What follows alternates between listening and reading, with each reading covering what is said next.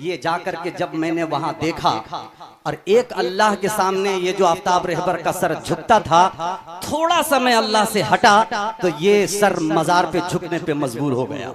اللہ، یہ سر مزاروں کی چادر پہ جھکنے پہ مجبور ہوا، چومنے پہ مجبور ہوا، اور وہاں کے جو پیر ہیں ان کی اس پیر کی پیر کو بھی میں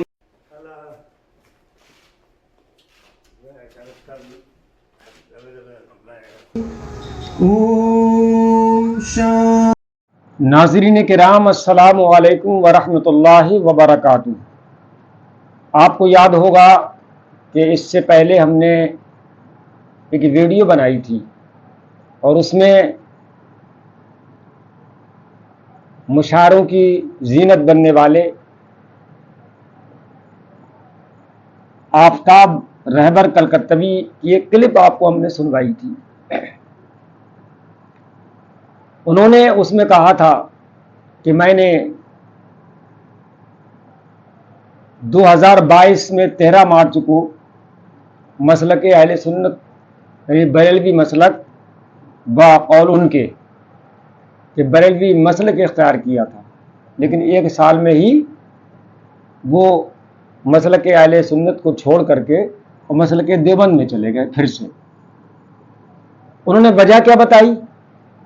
ایک وجہ انہوں نے بتائی تھی کہ وہاں پر یہ ہوتا کہ پیروں کے پیروں کو چومنے پر مجبور کیا جاتا ہے اور وہاں کے پیر اپنے پیر چمواتے ہیں۔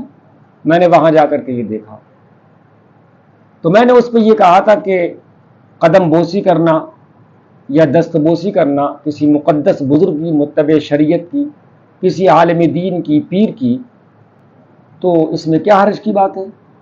اس کو ہم احادیث کریمہ اور فقہی کتب اور اقوال ائمہ وغیرہ سے بھی ثابت کر سکتے ہیں کہ یہ جائز ہے، لیکن ان کو اعتراض ہے کہ مسلک اہل سنت میں پیروں کے پیر چومے جاتے ہیں، حالانکہ پیر چومنے پہ کوئی مجبور تو نہیں کرتا ہے، یہ محبت ہے، عقیدت والی بات ہے، جو پیر چوم لیتے ہیں، شاگرد استاد کے چوم لیتا ہے، مرید پیر کے چوم لیتا ہے، بیٹا باپ کے چوم لیتا ہے، تو اس میں کوئی پریشانی والی بات نہیں ہے، یہ تو جائز ہے۔ تو کتابوں سے تو ثبوت بعد میں دیا جائے گا، لیکن ہم ایک عملی ثبوت دینا چاہتے ہیں کہ انہی کے گھر والے، انہی کے خاندان کے اور انہی کے ہم مذہب کہیے، ہم عقیدہ، وہ کیا کر رہے ہیں۔ تو آپ کلپ دیکھیے اور آفتاب صاحب آپ بھی غور سے دیکھیے، اور جو آفتاب صاحب کی حمایت کر رہے تھے اسٹیج پر بیٹھ کر کے ہاتھ ہلا ہلا کر کے، اناؤنسر صاحب آپ بھی سنیے اور دیکھیے کہ کیسے پیر چومے جا رہے ہیں اور کیسی دست بوسی ہو رہی ہے۔ یہ اہل سنت نہیں ہے، یہ اعلی حضرت کے ماننے والے نہیں ہیں، یہ تمہارے گھر والے ہیں، لہذا آپ اس کو دیکھیے۔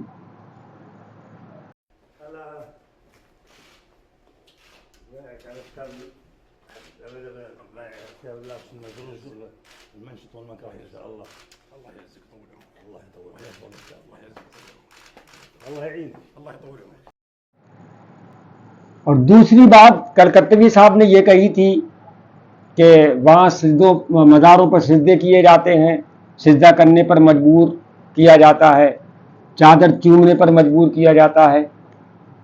تو میں نے ان کے جواب میں کہا تھا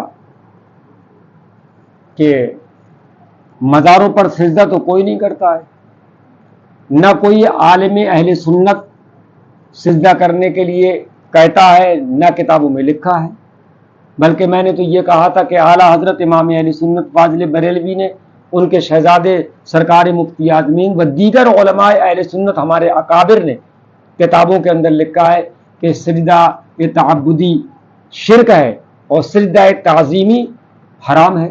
تو ہمارے ہاں تو کسی طرح سے سجدہ ہے ہی نہیں۔ ہمارے آقا جناب احمد مصطفیٰ محمد عربی صلی اللہ علیہ وسلم تو یہ فرماتے ہیں کہ اگر خدا کے علاوہ کسی کو سجدہ کرنا جائز ہوتا تو میں عورتوں کو یہ حکم دیتا کہ وہ اپنے مردوں کو، اپنے شوہروں کو سجدہ کریں. تو سجدہ تو روا کسی کے نہیں ہے خدا کے علاوہ، اور کوئی بھی خدا کے علاوہ کسی کو سجدہ نہیں کرتا ہے. کوئی بھی یہ عقیدہ نہیں رکھتا ہے کہ خدا کے علاوہ کسی کو سجدہ کرنا جائز ہو. تو آفتاب صاحب نے کہا تھا کہ وہاں سجدے کرائے جاتے ہیں. مان لیجئے اگر کوئی آدمی اپنی جہالت میں، عدم علم کی بنیاد پر، اگر مان لیجئے کوئی غلط کام کر دیتا ہے کہیں پر، مزاری پر مان لیجئے کوئی آدمی جھک جاتا ہے اپنے عدم علم کی بنیاد پر، اپنی جہالت کی بنیاد پر، کیا اسے پتہ نہیں ہے، تو ہمارے علماء سمجھاتے بھی ہیں. تو ایسا تو نہیں ہے کہ اگر کہیں پر اچھا کام ہو رہا ہے اور اس میں بدعات یا اس میں کوئی خرافات کسی قسم کی اگر آ گئی ہیں، تو ایسا تو نہیں ہوتا ہے کہ اصل کام کو ہی ختم کر دیا جائے گا. مان لیجئے یہ عرس وغیرہ ہوتے ہیں تو ان میں جو بدعات یا خرافات ہوتی ہیں، تو ظاہر سی بات ہے کہ ہم علماء اہل سنت کی ذمہ داری ہے کہ ان بدعات کو ختم کریں، لیکن اصل کام کو تو ختم نہیں کیا جائے گا.